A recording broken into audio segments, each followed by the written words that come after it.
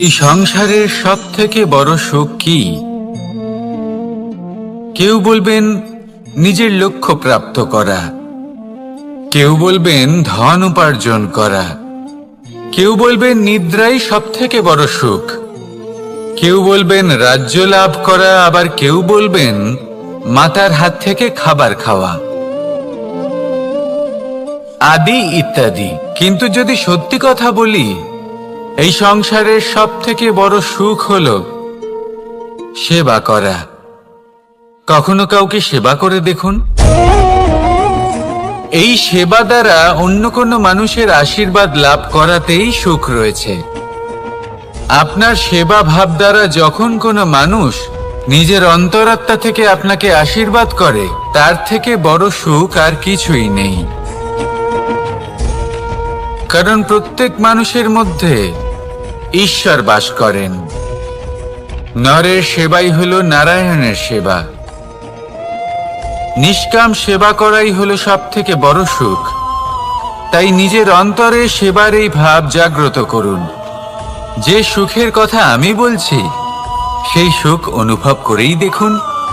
এই মন সুপ্রসন্ন হয়ে বলবে, রাধা রাধা। বাহ! পুষ্পের সুবাস আমার খুব ভালো লাগে। অত্যন্ত সুন্দর হয় এই পুষ্প। এইভাবে চারিদিকে পুষ্প দেখে মন আনন্দিত হয়ে ওঠে।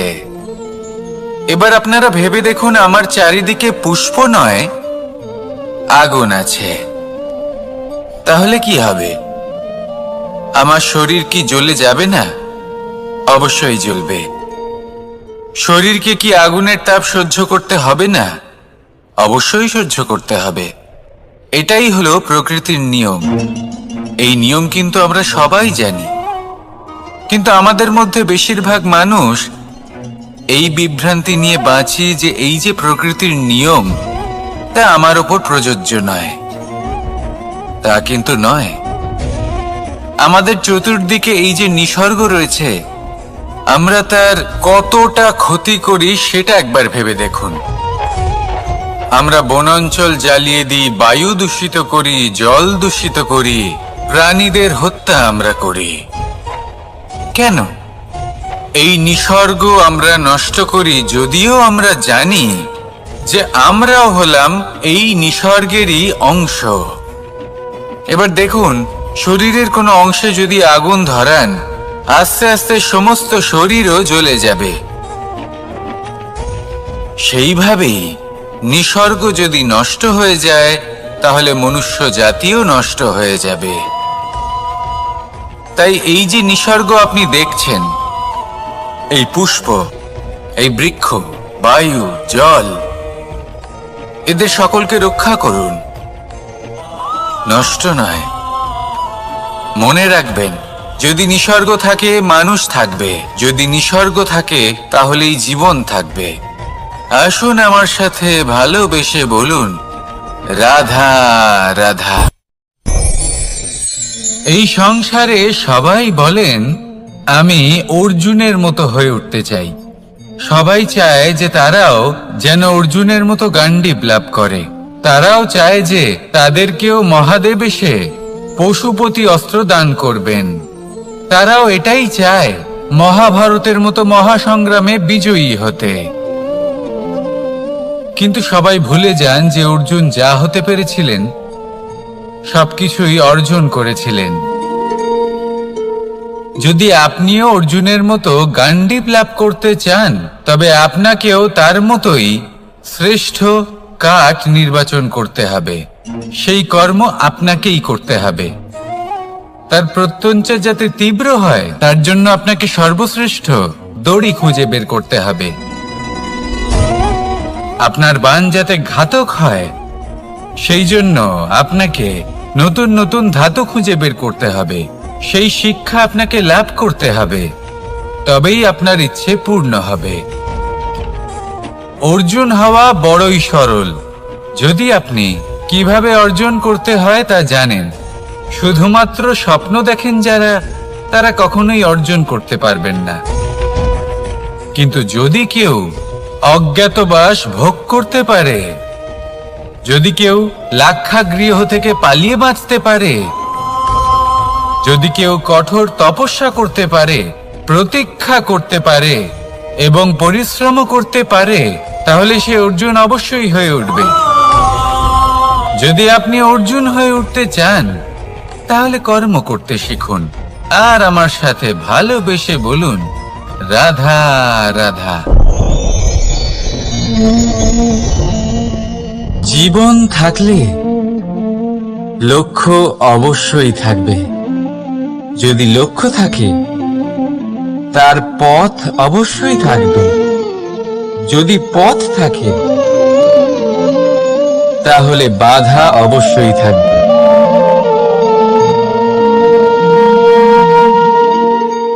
আর এর উপরেই নির্ভর করে যে আমরা জীবনে সফল হব না অসফল, পুরস্কারের ভাগীদার হব নাকি তিরস্কারের। মনে করুন আপনাকে একটা কাজ করতে হবে, আপনাকে পর্বত আরোহণ করতে হবে, আর সেই পথের ঢাল আপনাকে একাধিকবার ফেলে দেবে। পাথর আপনাকে একাধিকবার আহত করবে। এই অবস্থায় কি করবে? সাধারণ মানুষ বেছে নেয় প্রতিশোধ। সেই পর্বতকে নষ্ট করে দেওয়ার চিন্তা ভাবনা করে, তার ভিতকে নড়িয়ে দেওয়ার কথা ভাবে সেই মানুষ। কিন্তু পর্বতকে তো কেউ নষ্ট করতে পারে না। তাই অসফল হওয়ার সাথে সাথে কুখ্যাতিরও ভাগীদার হয়ে যায় সে। দ্বিতীয় পথ হল পরিবর্তন। যদি আপনি সেই পর্বত ভাঙার পরিবর্তে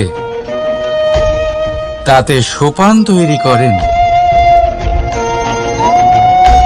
তাহলে আপনিও সেই পর্বতে উঠতে পারবেন, অন্য কেউও তাতে উঠতে পারবে, আগামী প্রজন্ম তাতে উঠতে পারবে, আর সেই আগামী প্রজন্ম সর্বদা আপনার সুনাম করবে। তাই জীবনে প্রতিশোধ নয়, পরিবর্তন বাছুন।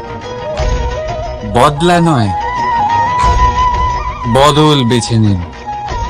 আপনার বাধা আপনার বন্ধু হয়ে যাবে।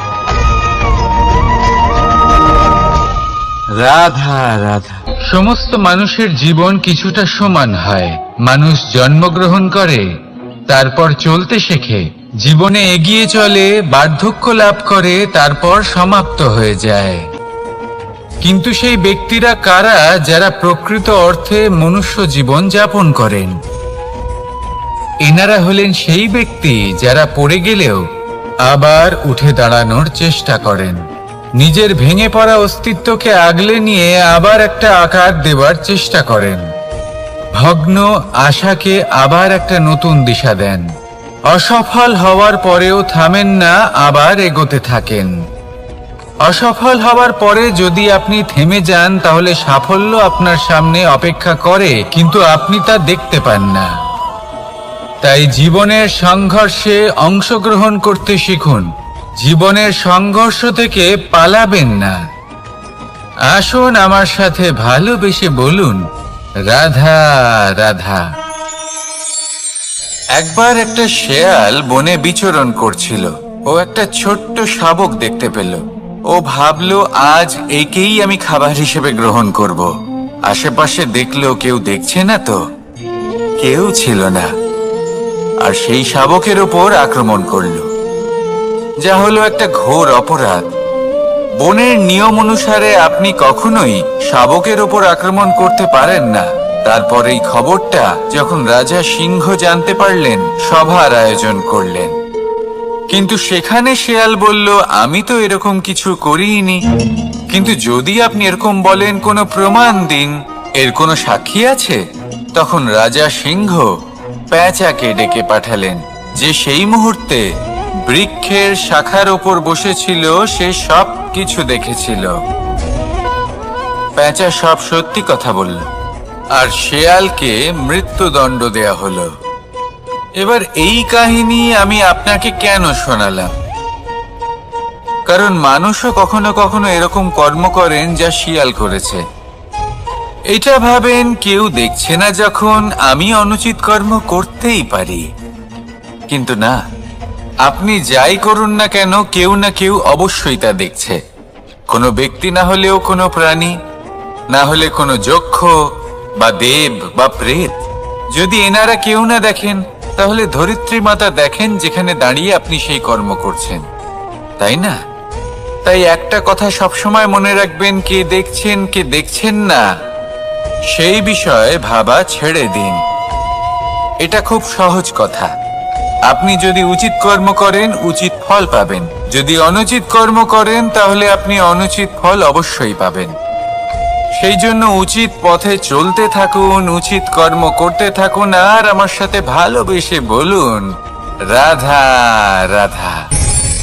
আপনি কখনো কোনো বাজকে নিজের বাসা বানাতে দেখেছেন? এই বাজ যখনই কোনো বাসা বানায় তখন উঁচু গাছের ডালে বা কোনো পর্বতের শিখরে বাসা বানায়, অনেক উচ্চতায়, আর সেখানে তার সন্তানও জন্মগ্রহণ করে। যখন এই সন্তানেরা জন্মায় তখন এই বাজ খুবই ভালোবেসে এবং খুব সাবধানে এদের পালন পোষণ করে। নিজের ঠোঁট দিয়ে তাদের ঠোঁটে খাবার পরিবেশন করে।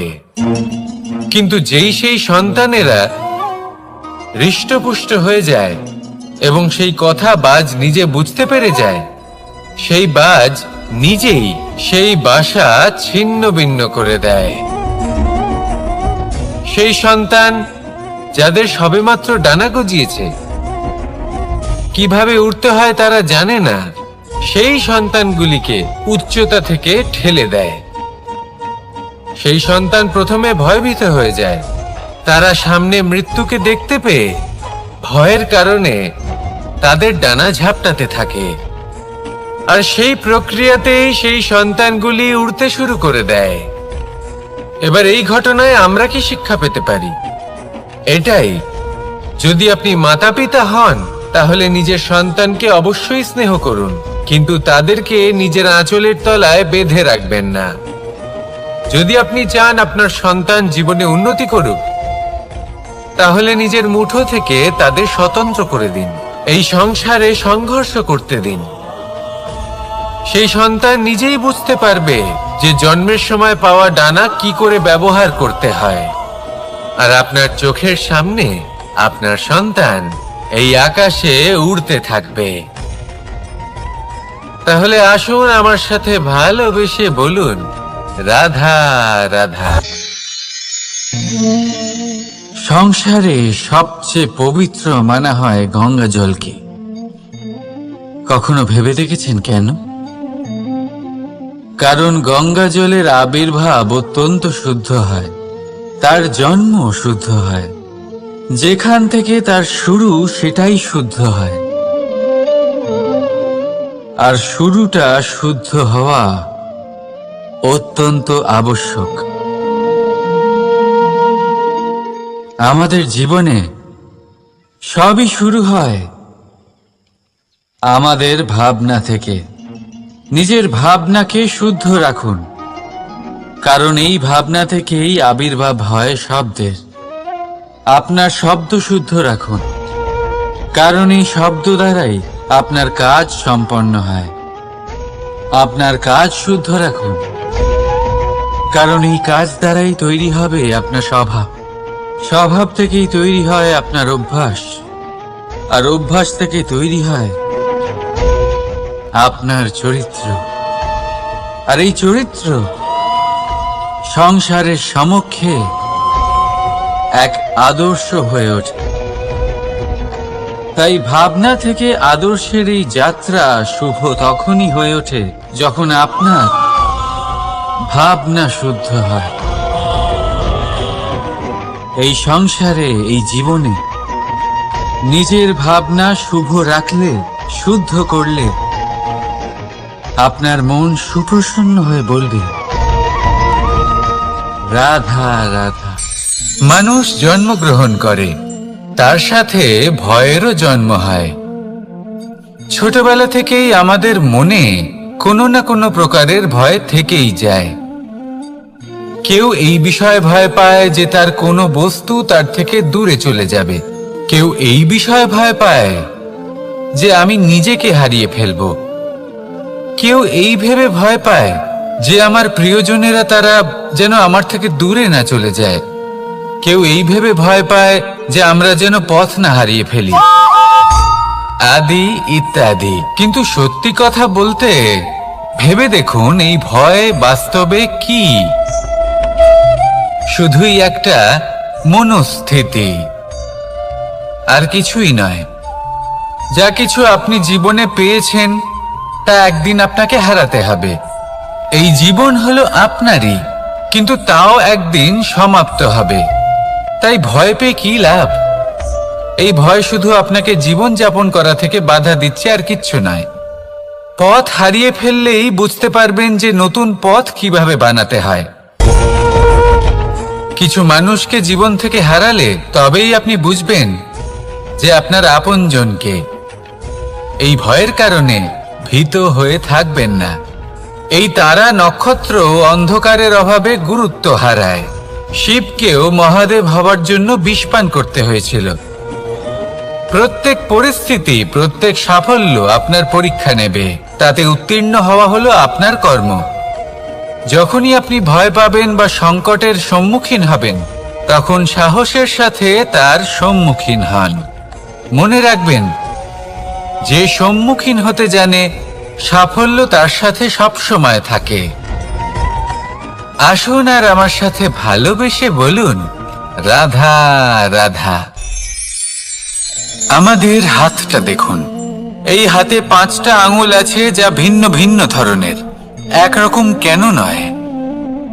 কারণ হলো প্রত্যেকের নিজের নিজের গুরুত্ব আছে, নিজের নিজের মাহাত্ম্য আছে। এরা ভিন্ন, তাই একত্রিত হয়ে মুষ্টিবদ্ধ করা সম্ভব, যার দ্বারা আমরা আত্মরক্ষাও করতে পারি, আবার আক্রমণও করতে পারি। যদি 5টি আঙুল সমান হতো, তাহলে মুষ্টিবদ্ধ হতে পারত না, নিজেদের মধ্যে বিভ্রান্তির সৃষ্টি করত। এবার এরকমই কিছু আমাদের সংসারেও হয়। আমাদের দেশ, যেখানে একটি ভূমির ওপর ভিন্ন ভিন্ন ধর্মের মানুষ বাস করেন, ভিন্ন ভিন্ন জাতি, ভিন্ন ধর্ম, ভিন্ন ভাষা। কিন্তু যদি আমরা এটা ভাবি যে কিভাবে এই দেশকে কল্যাণের পথে নিয়ে যাওয়া যায়, কিভাবে এর বিকাশ করা সম্ভব, তাহলে আমাদের একত্রিত হওয়া শিখতে হবে। যেইভাবে 5টা আঙুল একত্রিত হয়, মুষ্টিবদ্ধ হয়, সেইভাবেই আপনার যে ভাষাই হোক, যে ধর্মই হোক, যে জাতি হোক না কেন, ঠিক আছে, আবশ্যক হলো আপনার নিজের কর্মভূমির সাথে, আপনার ধরিত্রীর সাথে যুক্ত থাকা, সাথে থাকা। তবেই দেশের উন্নয়ন সম্ভব। তবেই এই দেশ স্বতন্ত্র থাকবে, সফল হবে, আর এই মন প্রসন্ন হয়ে বলবে, রাধা রাধা। মোহ, কারোর প্রেমের মোহ, কারোর সঙ্গলাভের মোহ, কোনো বন্ধনের মোহ, কখনো বা ধনের মোহ, ঐশ্বর্যের মোহ। যদি আপনার মধ্যে এই মোহবোধ জাগ্রত হয়, তাহলে আপনার বিনাশ সুনিশ্চিত। যেমন কোনো বিশেষ ব্যক্তির প্রতি যদি আপনার মনে মোহ জাগ্রত হয়ে যায়, তাহলে আপনি চাইবেন সেই ব্যক্তি আমার কাছেই থাকুক, আমার পাশেই থাকুক, শুধুই যেন আমার হয়ে থাকুক। আর শুধু এই কারণেই কোথাও না কোথাও সেই ব্যক্তিকে আপনি তার প্রিয়জনের থেকে দূরে করে দিচ্ছেন। তারপর দুঃখ আসে, নিরাশা আসে, কারণ স্বাধীনতা সেই অনুভূতি যেটা সবার প্রিয়, আর সেই অনুভূতিটাই আপনি তার থেকে কেড়ে নিচ্ছেন। এভাবেই মোহ নিশ্চিত রূপে আপনার শত্রু হয়ে যাবে। কিন্তু যদি আপনার মোহ থাকে নিজের মাতৃভূমির প্রতি, তার সম্মানের প্রতি, তাহলে আপনি একজন প্রবল রক্ষক হয়ে উঠবেন। যদি আপনার মোহ থাকে আপনার আত্মসম্মানের প্রতি, নীতির প্রতি, তাহলে এই মোহ কখনো আপনাকে অধর্মের পথে চালিত হতেই দেবে না। আর যদি আপনার মোহ থাকে নিজের আত্মার প্রতি, তাহলে কোনো দুরাত্মা এসে আপনার কোনো ক্ষতিই করতে পারবে না। তাহলে নিজের এই মোহকে নিজের মনের মধ্যে সংযত করে রাখুন, একে নিজের মিত্র করে তুলুন আর আমার সাথে ভালোবেসে বলুন, রাধা রাধা। স্বভাব, মানুষের এই স্বভাব কিন্তু খুব গুরুত্বপূর্ণ বিষয়। এটাই নির্ধারিত করে দেয় যে সংসার তাকে ভালোবাসবে নাকি ঘৃণা করবে। এটাই নির্ধারিত করে দেয় যে তার আপনজন মানে তার প্রিয়জন তার সাথে থাকবে নাকি তার থেকে দূরে চলে যাবে।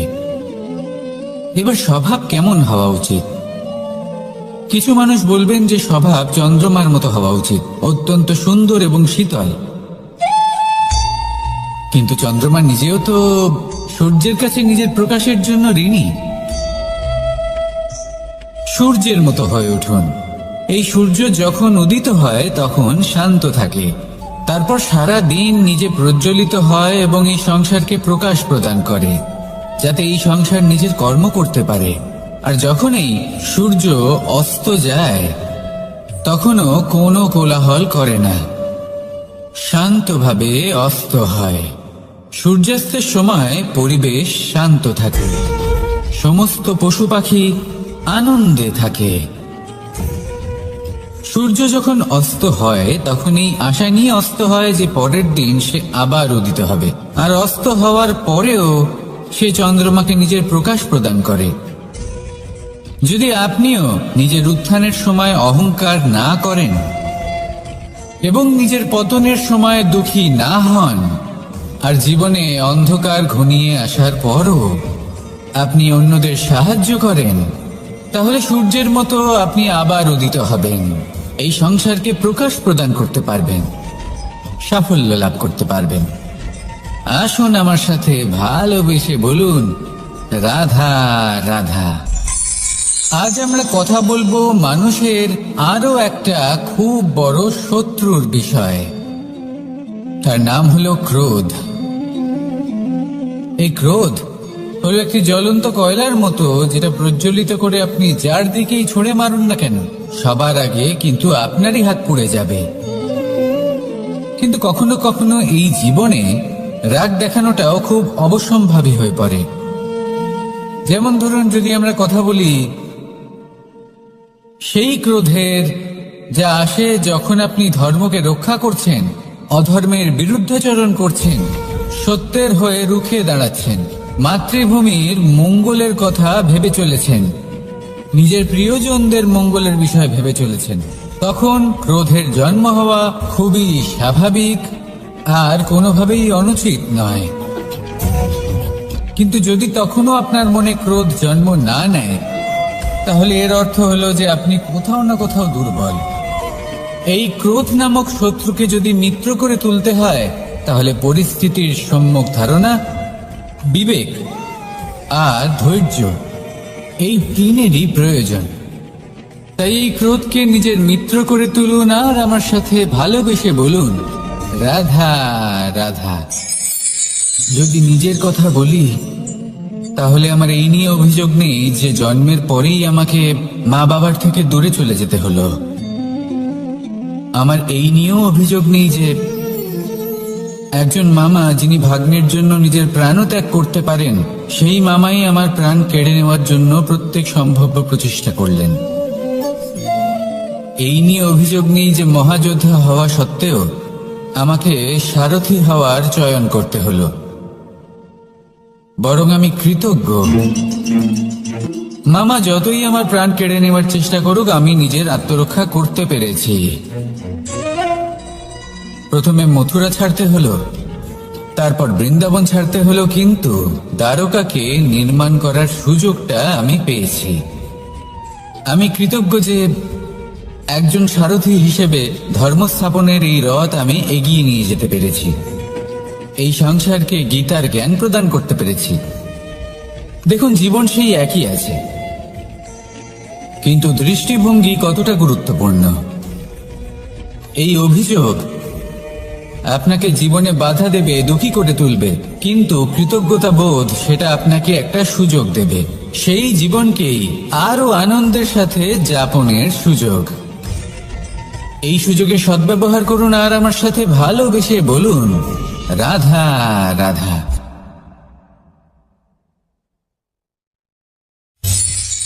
ভয়। জীবনে আমরা কোন কোন বিষয়ে ভয় পাই? কোনো মানুষকে হারানোর ভয়, কোনো মানুষ কোনো সম্পর্ককে হারানোর ভয়, অর্থহানির ভয়, সময়হানির ভয়। এবার বিষয়টা হলো, এই ভয় কখনো আমাদের কোনো লাভ করে না। এটা সবসময় আমাদের পিছনে ঠেলে আর নিচু স্তরে নামিয়ে দেয়, কখনোই আমাদের উত্থানের কারণ হয় না।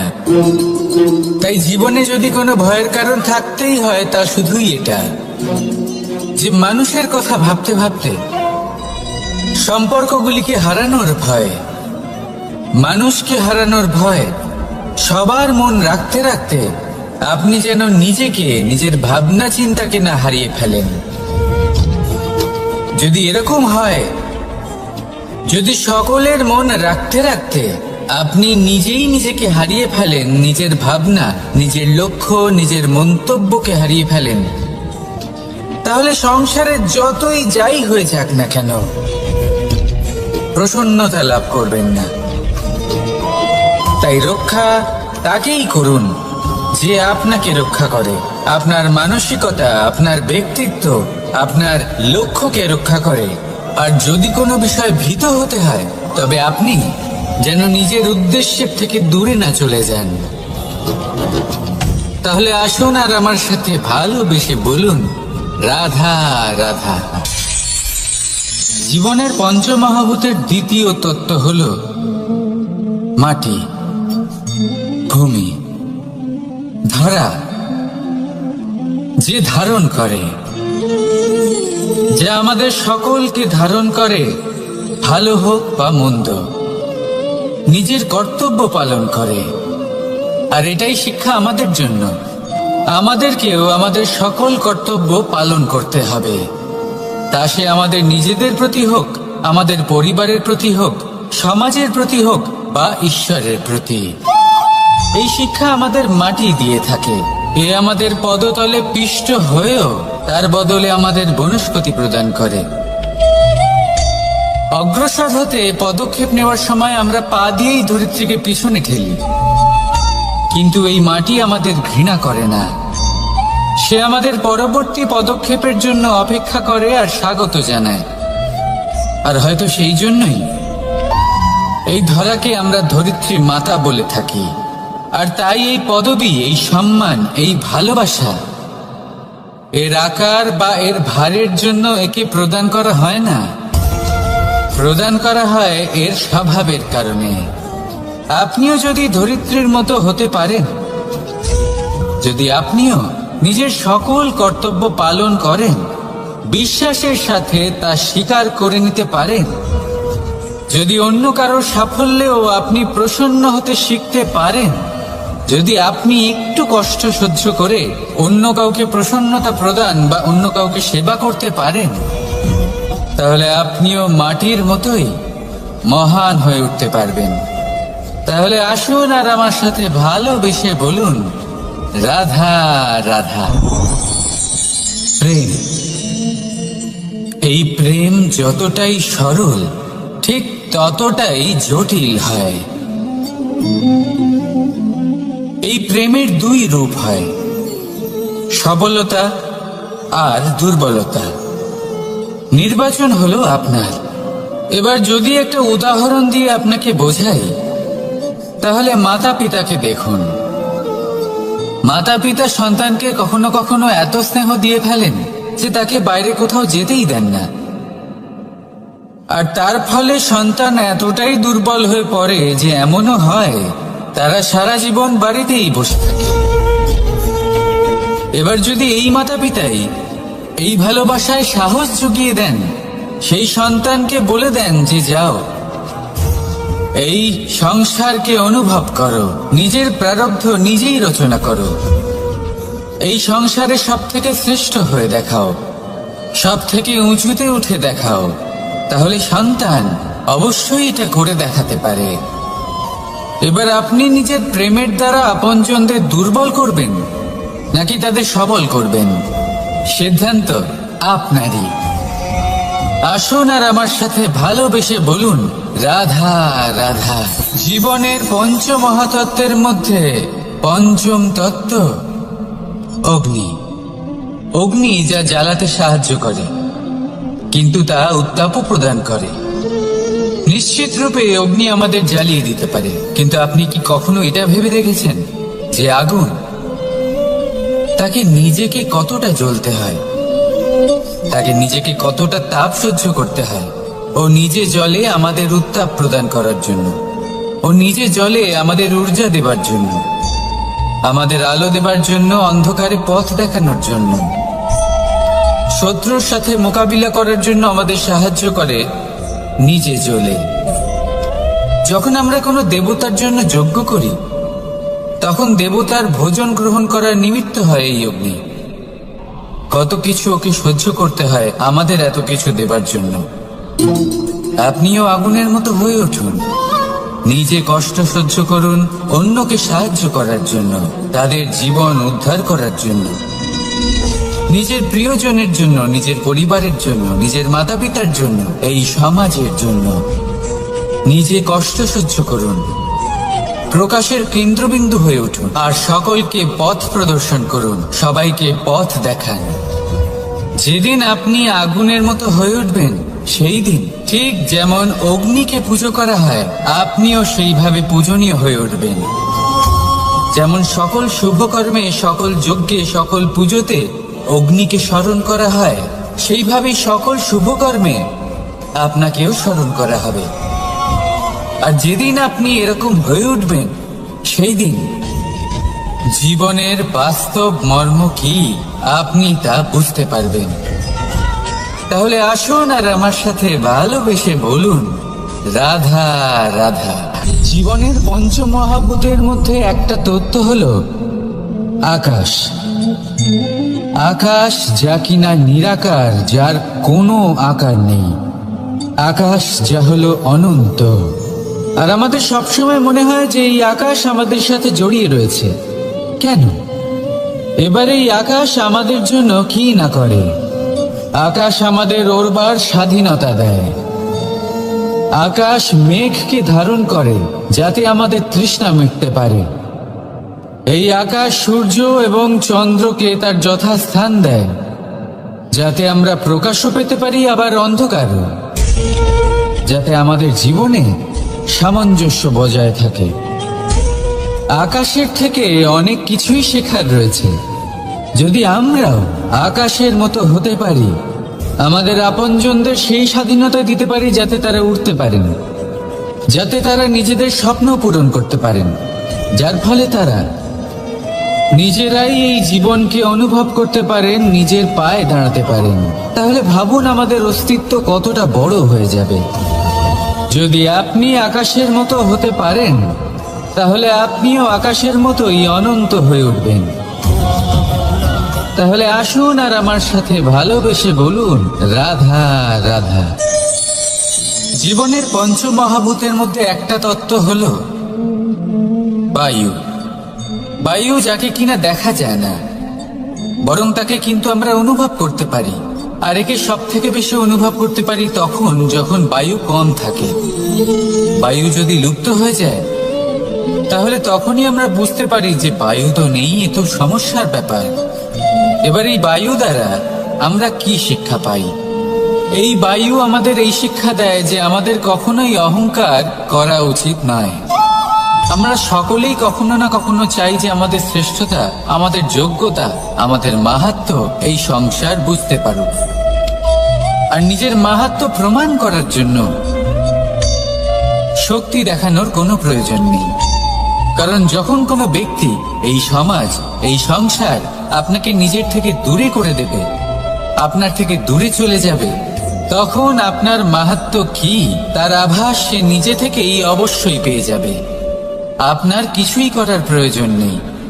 বায়ুর মতো হয়ে উঠুন। বায়ু যার কিনা কোনো ভার নেই, কিন্তু যখন সময় আসে, যখন সে তুফানের রূপ নেয় তখন অত্যন্ত বড় বড় বিধ্বংসী কাজ সে করে ফেলে, আর তখন এর শক্তির কোনো তুলনাই হয় না। বায়ু, যে নিজের সঞ্চালন দ্বারা পৃথিবীকে প্রাণ দেয়, নিজের পরিবহন দ্বারা এই মেঘ সৃষ্টি করে, এই ধরিত্রীর তৃষ্ণা নিবারণ করে। বায়ুর মতো যদি আপনি হয়ে উঠতে পারেন তাহলে হালকা হয়ে যাবেন, ওপরে উঠতে পারবেন এই সংসার, এই ভৌতিকতা, এই মোহ মায়া থেকে। আর তখন আপনি বুঝতে পারবেন যে প্রেম কাকে বলে। তখন আপনি বুঝবেন যে দান করাই হলো জীবন। তাহলে আসুন আর আমার সাথে ভালোবেসে বলুন, রাধা রাধা। কথায় আছে যে জীবনের আধার হলো সম্পর্ক, প্রসন্নতারও এবং ঈশ্বরের সাথে দেখা পাওয়ারও। এবার এই সম্পর্কের আধার আসলে কি? সেবা? না। বোঝাপড়া? না। অপেক্ষা? না। এই সম্পর্কের আধার হলো বিশ্বাস। যদি বিশ্বাস ভেঙে যায় তাহলে জেনে রাখবেন যে সম্পর্করূপী এই ভবন, এর ভিতই ভেঙে গেল। আর যদি ভিত ভেঙে যায় তাহলে সেখানে অন্য কোনো ভবন নির্মাণ সম্ভব নয়, সম্ভবই নয়। এই সমস্ত সম্পর্কের বিশ্ব বিশ্বাসে বসবাস করে। এই বিশ্বাস হলো অত্যন্ত গুরুত্বপূর্ণ। এই বিশ্বাসের জোরেই আমি আর রাধা কোনো সাংসারিক বন্ধনে আবদ্ধ না হয়েও এক অত্যন্ত দৈব অলৌকিক বন্ধনে আবদ্ধ। এই হলো বিশ্বাস, যার দ্বারা 11 অক্ষৌহিনী সেনার সামনে অর্জুন দাঁড়িয়েছিল এবং জয়ী হয়েছিল। এই বিশ্বাস হলো অত্যন্ত গুরুত্বপূর্ণ, তাই বিশ্বাস করতে শিখুন, বিশ্বাস দিতে শিখুন, বিশ্বাস পালন করতে শিখুন। আর আমার সাথে ভালোবেসে বলুন, রাধা রাধা। পঞ্চমহাভূত জীবন রচনায় এর অবদান অনস্বীকার্য। এই পঞ্চমহাভূত আসলে কি? জল, বায়ু, অগ্নি, মাটি আর আকাশ। এবার শুধুমাত্র জীবন রচনায় এর অবদান আছে তা নয়, শুধু শরীর রচনাতে এর যোগদান আছে তা নয়, বরং এরা হলো আমাদের জীবনের সব থেকে বড় শিক্ষক। এবার আপনারা সকলে চমকে যাবেন, হয়তো আপনারা এই দৃষ্টিভঙ্গি দিয়ে কখনো দেখেননি। আমি আজ আপনাদের বোঝাবো। এদের মধ্যে সব থেকে বড় তত্ত্ব জল। এ আমাদের কি শেখাচ্ছে? এই জল, এর নামই হলো জল, কিন্তু এ কখনোই আমাদের জ্বালায় না, আমাদের জ্বলনের কারণ হয় না। তাহলে কি করে? আমাদের তৃষ্ণা মেটায়, আমাদের শীতলতা প্রদান করে, জীবন দান করে। এর দ্বারা আমরা কি শিক্ষা লাভ করি? যে আপনার উৎপত্তি যেখান থেকেই হোক না কেন, আপনি যেখানেই জন্মগ্রহণ করুন না কেন, আপনার কর্ম সর্বদা শ্রেষ্ঠ হওয়া উচিত। আপনি জলকে যে কোনো পাত্রে রাখুন না কেন, সে সেই অনুসারেই নিজের আকার ধারণ করে নেয়। এর দ্বারা আমরা কি শিক্ষা পাই? এই শিক্ষাই পাই যে যে কোনো পরিস্থিতিতেই নিজেদের মানিয়ে নিতে হবে, নিজেকে সেরকম করে নিতে হবে। যে দেশেই থাকি না কেন, যে স্থানেই থাকি না কেন, যে পরিস্থিতিতেই থাকি না কেন, যে ব্যক্তির সাথেই থাকি না কেন, আমাদের সুখময় হয়ে জীবন অতিবাহিত করা উচিত। দেখুন, আমাদের কত বড় একটা শিক্ষা দিল এই জল, যা আমরা কোনোদিন দেখতেই পাইনি। নিজেকে জলের মতোই করে তুলুন। সুখের ধারায় স্বাচ্ছন্দ্যে প্রবাহমান হতে থাকবেন আপনি। নিজের আকারকে ভেঙে ফেলুন, নিজের সীমা লঙ্ঘন করুন। আপনি অবশ্যই একদিন মহানুভবতা অনুভব করবেন। তাহলে আসুন আর আমার সাথে ভালোবেসে বলুন,